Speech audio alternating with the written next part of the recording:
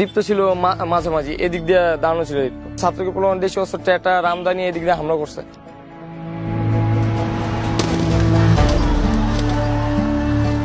এটা ঝালাই দেওয়া, এদিক দিয়ে এইটুকু পুরো ভাঙ্গা পড়ে গেছে। প্রায় 200-300 মানুষ একসাথে এদিকে করছে, কারণ এদিক দিয়ে হামলা করছে, ওদিক দিয়ে সব দিক দিয়ে একবার চাপায় ফেলাইছে আমাদের ছাত্রদের। এই যে এদিক দিয়ে অনেকে ওঠার চেষ্টা করছে, এটা ওঠার চেষ্টা করছে, পুলিশ ছাত্র কাউকে উঠতে দেয় নাই।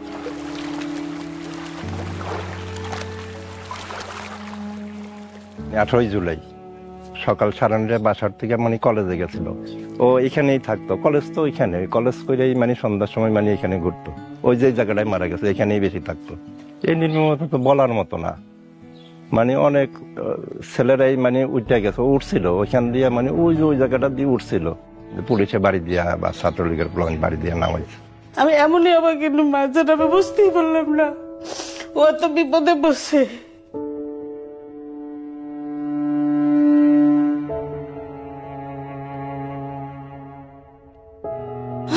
বাঁচা বাঁচা গায়ে চিৎকার দেয়, হাতটা দিয়ে লড়াচড়া দেয়, কিন্তু কেউ ওরে সাহায্য করলো না। এই তো সবই ভুলে গিয়ে এখন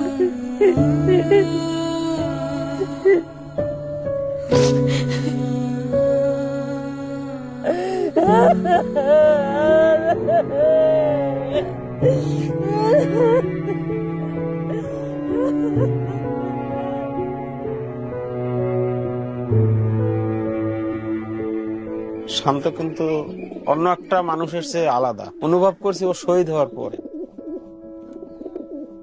ওর ফেসবুক প্রোফাইলে লেখাটা দেখলাম যে হৃদয়ে শাহাদাতের উচ্চাকাঙ্ক্ষা লালন করে সে হৃদয় কখনো হতাশ হয় না। বয়সে ছোট কিন্তু বড় বড় সিনিয়রদের সাথে চলাফেরা করছে।